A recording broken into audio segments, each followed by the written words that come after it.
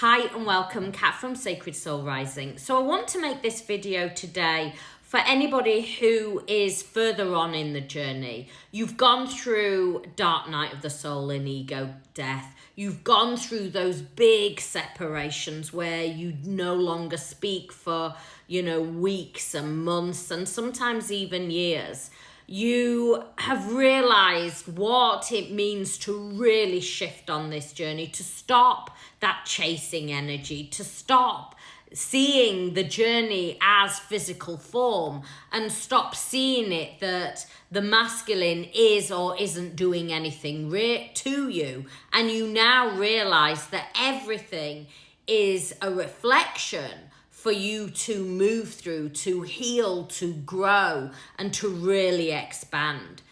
At this point, the feminine starts to reach that inner union. And I really want to stress, inner union, while you are learning how to work with the energy and frequency, because it is always about energy and frequency, you will move in and out. I want you to think about it in a very much an ebb and a flow energy. So, think about it like the ocean. As the tide comes in, it then will move out. And this is like the feminine coming into that inner union. In the first stages of it, you will just see glimpses of it and you'll be like, oh, that felt relief, that felt peaceful. And then, you'll be able to hold it a little bit longer and then longer. And then you will start to see divine masculine start to come back in, because in a union frequency, you are no longer looking outside of yourself.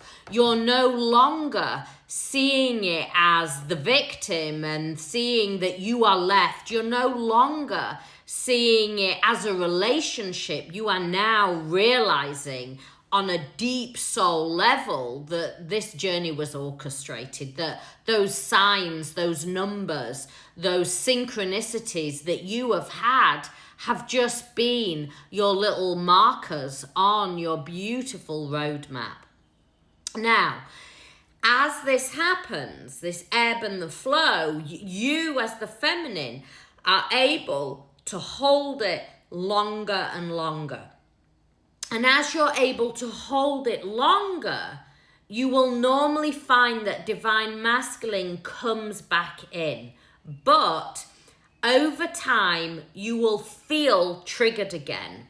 And you will probably say or do or think something that is very much putting it back into that old frequency of seeing it as a relationship.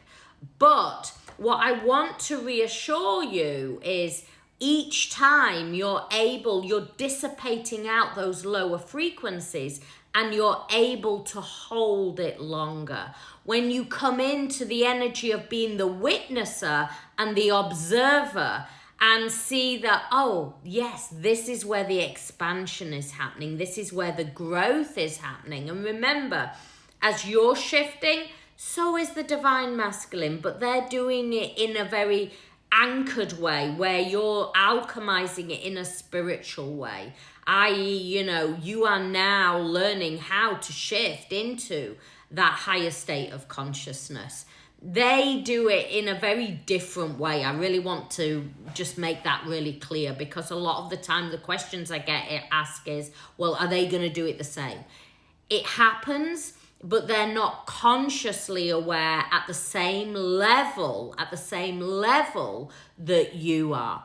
And so also as well, when you come into and you're able to hold that inner union for much longer, and you start to see the truth of the journey and you're in that really abundant frequency. And by that I mean, each one of your chakras, your life force portals, are really aligning now. I.e., you are showing up, you are in service, you are, really aligning with those spiritual gifts, that third eye that gets activated, you are channeling that energy. You are shining it out into the world.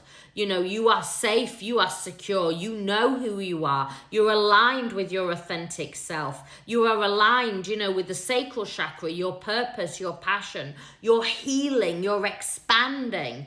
But you're not doing it in the old earth frequency. You're doing it in this very sovereign light frequency and light energy that just glows out of you. And remember, the more you are able to hold that frequency, the more that the masculine is able to come in and hold the frequency too. But what I want to state is, if you're not seeing it straight away in the 3D, remember, everything happens energetically and in the realms before it is actually manifested into form.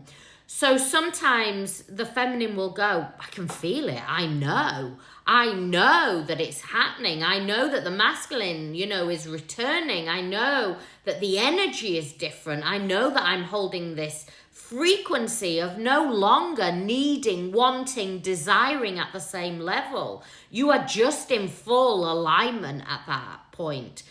And you will have this deep inner knowing. I want you to know that everything happens energetically before you are able to anchor it in and bring it into form in the 3D.